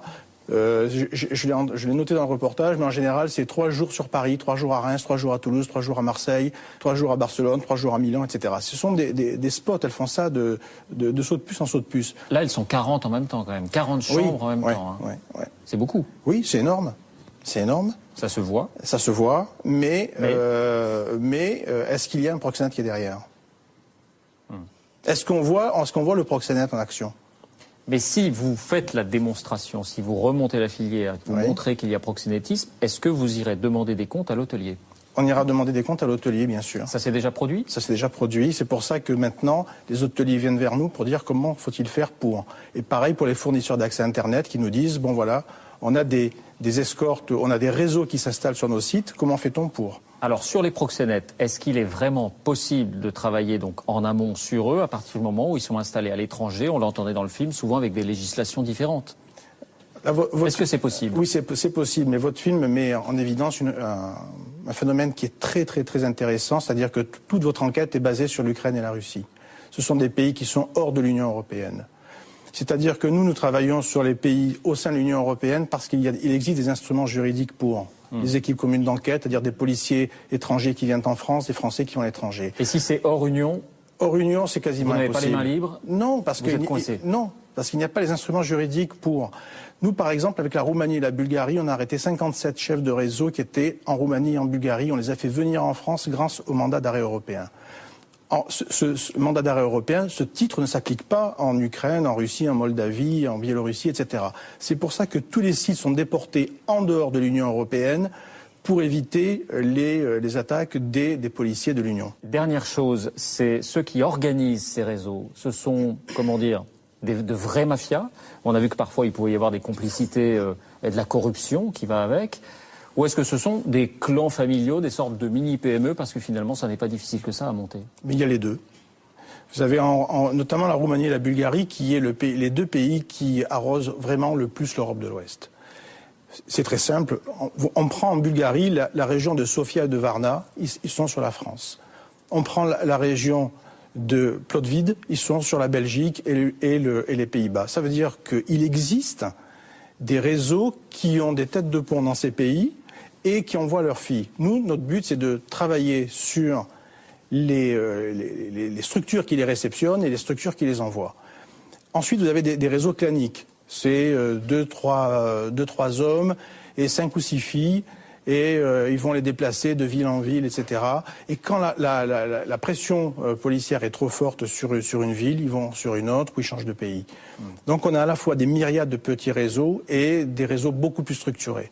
Chantal Brunel, vous vouliez ajouter quelque chose? Deux remarques. Je crois qu'on n'échappera pas un jour à un Copenhague de l'Internet, car comme dit Monsieur le Commissaire, on a besoin d'une coopération mondiale sur ces sujets. Et deuxièmement, nous les parlementaires, on réclame toujours beaucoup plus de policiers sur le terrain, dans les commissariats. Je crois qu'il faut au contraire mettre beaucoup plus d'hommes derrière les écrans d'ordinateur, parce que c'est aussi important derrière un ordinateur. Alors il y a des policiers de la police judiciaire qui sont derrière les écrans d'ordinateur, mais je pense qu'il faut en mettre davantage. Parce que on peut, à travers Internet, démanteler quand même des réseaux de prostitution, mais aussi de pédopornographie, de sites de vengeance, qu'on voit tout ça sur Internet, où des femmes sont abîmées impunément. Donc il faut peut-être adapter effectivement une police qui est moins visible, qui est derrière un écran d'ordinateur, et une grande formation. Il faut donner des moyens pour former les policiers à Internet, et c'est pas facile. Et l'Europe, oui, mais l'Europe qui a une coopération, donc je parle de coopération mondiale. Si 80% des prostituées en France sont des étrangères, c'est parce qu'elles déferlent de l'Europe de l'Ouest sur les pays européens. Et pourquoi déferlent-elles sur les pays européens? Parce qu'il y a des pays légalistes, notamment l'Allemagne, le pire des pays dans ce cas-là, avec l'ouverture des Eros Centers, qui protègent littéralement le proxénétisme et qui font que toutes ces jeunes femmes et tous ces réseaux entrent dans l'Europe de l'Ouest et ensuite passent 3 jours ici, 3 jours là, dans tous les autres pays européens. Alors, vous m'amenez à une excellente transition. On a compris que la réponse policière était insuffisante. Alors, que faire? Que faire face à ce phénomène? Comment faut-il d'abord tout simplement organiser les choses? Peut-être d'abord parce que les femmes elles-mêmes qui font ce métier ont souvent peur. On regarde un court extrait où cette peur s'exprime très clairement. Faut-il organiser ou pas la prostitution, l'admettre et l'organiser? On regarde cet extrait. Natacha effectue ses sextours en Europe depuis 2 ans. 2 ans durant lesquels la peur ne l'a jamais quittée. La première fois que je suis venue, c'était en octobre dernier. Après, j'ai réfléchi, beaucoup réfléchi. Je me suis demandé si je devais revenir ici à Paris, parce que c'est très dangereux. Pourquoi? Vous savez, vous, par exemple, vous venez dans la chambre, c'est la première fois que je vous vois. Mais parfois, il y a des hommes qui... Ah, ils vous frappent? Oui, il faut toujours faire très attention. Une de mes amies qui est dans l'hôtel m'appelle tout le temps pour savoir si tout va bien, et je la rassure. Ah, donc elle veille sur vous? Bien oui, forcément. Il y a déjà eu des problèmes dans cet hôtel. Voilà, la peur, ça fait aussi partie du métier. Que faut-il faire? Bonsoir Stéphane Gomez, vous nous avez rejoint. Bonsoir. Vous êtes français, vous travaillez, je crois, dans la restauration en France. Vous travailliez, voilà.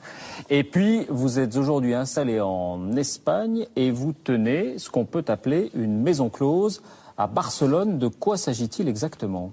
Alors, c'est exact. Une maison close, le terme me gêne un peu, puisqu'on est resté en France dans le concept des maisons closes avant 1946. Donc, effectivement, les choses ont énormément changé, notamment avec Internet, vous l'avez dit. C'est un endroit, un établissement qui est dédié à la prostitution, qui a une licence administrative, qui est très explicite et qui permet... C'est toléré là-bas, c'est en légal Catalogne, là-bas, il y a une en loi, Catalogne. c'est toléré, donc ils ont fait le choix d'identifier la prostitution. Voilà. Donc vous avez quoi, une quarantaine de chambres, un peu plus? Non, c'est une dizaine de chambres. Une dizaine de chambres. Il y a à peu près une quarantaine de filles qui collaborent avec nous, qui collaborent et non pas qui travaillent, puisqu'elles sont autonomes. Donc elles ont leurs propres revenus, elles encaissent 100% de l'argent qui vient de la part du client, et ce qu'elles payent à l'établissement, à l'établissement, puisqu'à moi directement, il faut que je paye la TVA, l'impôt sur les sociétés, je paye les photos à ces filles-là, je paye le linge. Il y a des photos là aussi pour... Voilà, donc 100% de la publicité est sur Internet. D'accord. Et elle vous paye combien, donc vous disiez? Donc elle paye en fonction du temps qu'elle reste dans la chambre. D'accord. Ce prix inclut du linge qui est désinfecté chaque fois, un ménage qui est fait des installations, elles sont totalement désinfectées. Et ça représente à peu près quoi? 20, 30, 40%? C'est pas un pourcentage, puisque au nom de quoi j'aurais le droit de prélever un pourcentage sur des prestations sexuelles. C'est un service de location. Pourcentage, c'est interdit, selon la loi en Catalogne, c'est du proxénétisme. Donc elle pacte librement le tarif avec le client et elle n'a aucun frais à part la location. Chaque femme est libre de fixer son tarif avec ses clients. Exactement. Et c'est un forfait en quelque sorte qu'elle vous verse. Exactement. Pour avoir un ordre d'idée, ça peut représenter à peu près combien? Par exemple, de rester une demi-heure dans une chambre, ça lui coûte 40 €. D'accord. Vous lui garantissez une forme de sécurité? Alors évidemment, il n'y a jamais eu d'agression. En aucun cas il y a eu agression à l'intérieur du local. Il y a une sécurité. Le type de client que nous avons est loin d'être le client problématique. C'est le client qui parfois est handicapé, qui peut avoir des problèmes ou des difficultés quant aux relations avec les autres. J'ai des sourds, des muets, des gens en chaise roulante, des gens qui ont besoin d'y aller parce que... J'aime bien cet alibi-là. Évidemment, parce que vu de la France, on voit les choses d'une autre manière. Quand je vivais en France, je voyais pas les choses de la même manière. J'ai quand même des femmes qui ont laissé un travail de professeur de gymnastique, de secrétaire, qui ont des diplômes, pour se dédier à ça, parce qu'elles voulaient gagner 5-6 000 € par mois. Ouais. De quelle origine sont-elles? Alors, j'ai 20% de filles qui sont espagnoles, 80% des filles sont étrangères, mais toutes ont des papiers en règle pour pouvoir vivre en Espagne. Un petit point de vocabulaire, vous dites « j'ai des filles » comme si c'était vos filles, et ça pourrait être mal interprété. C'est certain qu'il faut faire attention quand on parle de cette manière-là. Ce sont des filles qui sont totalement autonomes et indépendantes. Elles viennent quand elles veulent, elles s'en vont quand elles veulent. Parfois, elles vont en France pendant une semaine.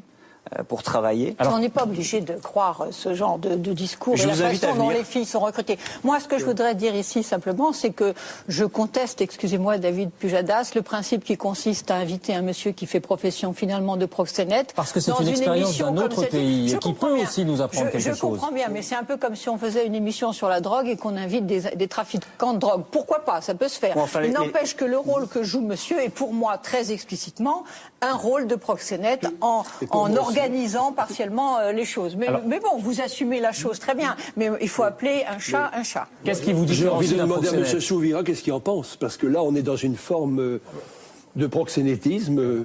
Ah non, mais la réponse est très simple. Si M. Gomez était en France, il serait en prison. Mais bon, c'est pour ça qu'il a délocalisé son activité en Espagne.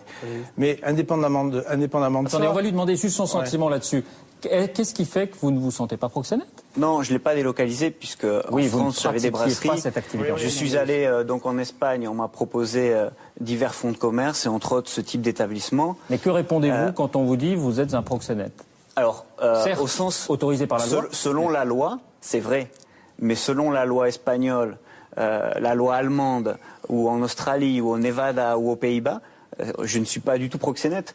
Le proxénète est bien défini en Espagne. C'est celui qui oblige, c'est celui qui prend un pourcentage, c'est celui qui recrute. Or, c'est pas du tout le cas. Moralement, vous n'avez jamais le moindre doute? Au début, si. Aujourd'hui, non, parce que j'ai des filles qui ne veulent pas d'un autre travail et qui ont des diplômes et qui ont travaillé. Et si vous ne me croyez pas, je vous invite à venir. Et il y a des gens qui sont faits pour veiller si elle travaille en connaissance de cause, si ça a bien été son choix. Et si ce n'est pas le cas, on dénonce aux autorités locales. Est-ce que vous gagnez beaucoup d'argent? Je travaille honnêtement au sens de la loi et je gagne ma vie honnêtement. Tout comme je l'ai gagné à Paris également. Je paye des impôts, je paye une TVA, on paye un impôt sur les bénéfices. Chantal Brunel, est-ce que cette expérience-là, cette expérience espagnole telle qu'elle nous est racontée, peut faire figure de source d'inspiration pour ce qu'on voudrait faire en France? Vous faites partie de ceux qui disent la prostitution existe, on peut le regretter, mais elle existe, autant l'encadrer. Oui, moi je dis que la prostitution, que le sort des prostituées me semble s'être beaucoup détérioré avec la clandestinité. Donc je dis, d'abord la prostitution existe, on ne va pas l'arrêter, l'effacer et dire c'est gentil, on ne veut plus de prostitution. Moi aussi j'aimerais qu'il y ait une prostitution zéro comme tout le monde. Ce que je dis, je ne suis pas une spécialiste, mais étudions si éventuellement des lieux dédiés.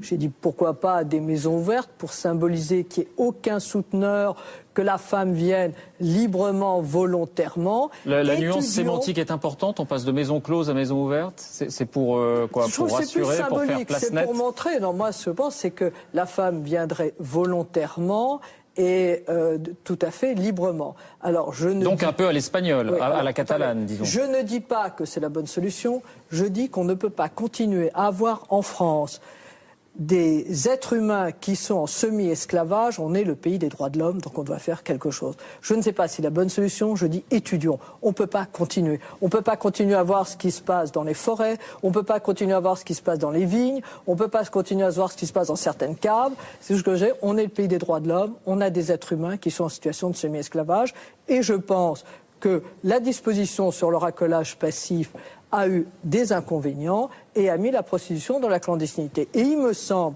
que des endroits dédiés ou un peu officiels éloigneraient tout ce qui est réseau mafieux et clandestinité. Voilà, maintenant, travaillons et étudions. Je pense qu'en vous entendant, Victor Schœlcher, il se retourne dans sa tombe. Alors Victor Schœlcher, on va l'expliquer pour ceux qui nous regardent et qui ne le connaissent pas. À tous ceux qui voulaient aménager qui a aboli l'esclavage. Oui, aménager l'esclavage. Écoutez les associations, monsieur, les associations vous disent que les femmes ne sont pas protégées, que les médecins ne viennent pas les voir. Je ne peux pas supporter une députée qui n'a pas de projet à long terme sur l'humain. Aménager la prostitution, ça veut dire on est d'accord avec. Si, oui, ça veut dire que vous démissionnez. Vous êtes dans la fatalité. Non, mais je le dis parce que je le pense. Monsieur, voyez les associations. Il n'y a aucun médecin. Regardez madame, comment elle est, madame. Madame, elle est dans le silence aujourd'hui. Elle est obligée de justifier ce pourquoi elle est heureuse. Mais madame, je souhaite pour vous un jour que vous puissiez quitter ce système. Respirer au nom de la liberté. Pour vous l'avoir déjà dit, je ne quitterai jamais ce système. C'est le système qui me convient, qui me plaît. Mais moi, je pense qu'un jour, vous réfléchirez et que vous virez autrement. Je le souhaite de tout mon cœur. Je voudrais que les prostituées bénéficient d'une protection sociale, d'une protection médicale. Et parce que vous voyez des médecins, je connais des médecins qui me disent qu'ils vont arriver dans les hôpitaux, regardez la réalité. Des femmes complètement abîmées, détruites, et que personne n'a été pour les protéger. On est un pays des droits de l'homme. On ne peut pas avoir des femmes qui arrivent au défi complètement détruites. Sylviane Agazinski sur l'expérience allemande. Il y a pas pire esclavage que là où il y a des maisons closes. C'est facilement vérifiable à Amsterdam, c'est facilement vérifiable à Berlin. Donc les exemples, on les connaît. C'est pire, c'est 60 passes par jour. C'est des conditions sanitaires. On parlait de santé tout à l'heure. Des conditions sanitaires épouvantables. Il y a une dame qui s'appelle Judith Trincard qui a fait une très belle thèse sur la santé des prostituées, qui a montré que pour supporter le fait de vendre effectivement leur sexe 40 ou 50 fois par jour, la plupart du temps elles se droguaient quand elles ne sont pas déjà droguées par les proxénètes. Et elles disent au départ, je me droguais pour travailler. Ensuite, j'ai travaillé pour me droguer. Vous avez un cercle. Je finis. Laissez-moi finir. Donc il y a là et du coup ces femmes qui arrivent à ce qu'on a appelé une décorporisation. Elles se désincarnent, elles font comme si leur corps n'était pas le leur pour pouvoir supporter de dire moi je ne suis pas là, je vends mon corps mais je ne suis pas là. Donc la vraie question. Mais on est tous d'accord avec vous, madame. On est tous d'accord. Alors la question c'est ce marché aux esclaves. Est-ce qu'on veut en atténuer les effets pervers ou est-ce qu'on veut dire non, les femmes ne sont pas à vendre. Il faut donc condamner non seulement les proxénètes, mais il faut condamner les clients parce que c'est eux les premiers des proxénètes. C'est eux qui entretiennent l'idée que la femme a un corps disponible qu'on doit pouvoir acheter. Condamner les clients. Un pays le fait, je crois, c'est la Suède. Alors qu'est-ce qui se passe? Commissaire Souvira, l'expérience suédoise, on pénalise les clients. Est-ce que le bilan est... Quel est le bilan, tout simplement? Au départ, effectivement, ça déstabilise complètement les réseaux, mais qui se recréent dans une clandestinité absolue. C'est-à-dire que la prostitution en Suède existe de nouveau, mais avec des échanges par téléphone mobile, par Internet, etc. Et la police ne contrôle presque plus rien, puisque tout est apparemment invisible. Mais si vous permettez, je voudrais revenir sur la situation, enfin sur l'Espagne avec M. Gomez. Il faut essayer de réfléchir qu'on n'est pas dans l'Hexagone. C'est-à-dire qu'on n'est plus uniquement en France avec les clients et les prostituées. Et nous, policiers français, nous travaillons en Espagne et nous travaillons aux Pays-Bas. Et aux Pays-Bas, on voit les Hollandais viennent vers nous pour nous dire on voudrait mettre un terme au quartier rouge parce que derrière, montée collatérale des trafics de stupes, d'armes... Parce qu'il y a eu des dérives. À La Haye, à Amsterdam, Rotterdam. En Espagne, qu'est-ce qui se passe? Vous avez au moins 300 000 prostituées dans les clubs, etc. Mais vous en avez aussi sur la voie publique. C'est-à-dire que ça n'a pas empêché la prostitution de voie publique, les clubs, quoi qu'on en pense. Et c'est pareil en Allemagne, c'est pareil aux Pays-Bas. Parce qu'il y a eu des dérives, ils n'ont pas contrôlé, ils ont fait les choses à moitié. Il y a eu des dérives. Ah ben voilà, justement. Les dérives, en fait, elles existent obligatoirement. Et on a parlé de la loi sur la sécurité intérieure avec ce que disait Madame Brunet, notamment sur les filles qui ont été écartées. Alors, moi, ce que je souhaiterais, c'est apporter quelques éléments de réflexion de la police et de gens qui travaillent au quotidien. Moi, ce que je vous dis, c'est ma pratique.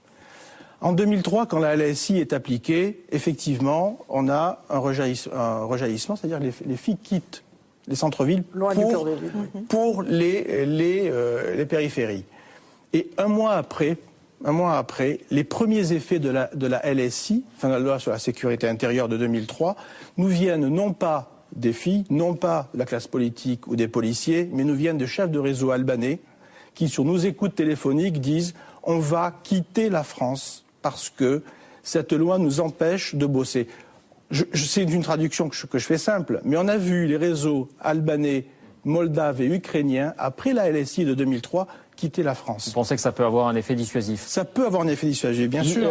On va bientôt conclure cette émission. Lisa, je voudrais vous demander l'expérience de Stéphane Gomez en Espagne. Est-ce qu'elle rejoint d'abord un peu la vôtre en Suisse? Et est-ce que vous pensez, vous, que pour vous et vos consoeurs, ça peut constituer Alors, une solution? Tout à fait. Nous avons en Suisse exactement la même méthode de travail que chez monsieur.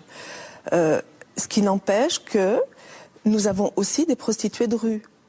Ça n'a pas empêché, étant donné que ce ne sont pas les mêmes filles, c'est pas le même travail, c'est pas du tout la même activité. Vous avez les prostituées de rue et vous avez les prostituées de salon.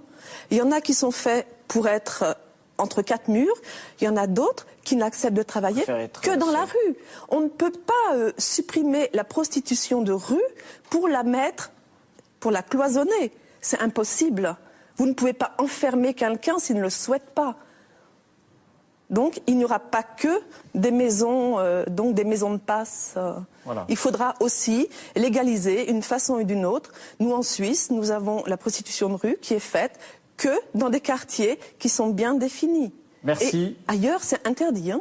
Merci à vous tous. On a compris les points de vue qui s'exprimaient, et qui n'auront pas été conciliés ce soir, qui ne sont sans doute pas prêts d'ailleurs de l'être. Merci en tout cas d'avoir répondu à notre invitation. Merci à vous de nous avoir suivis.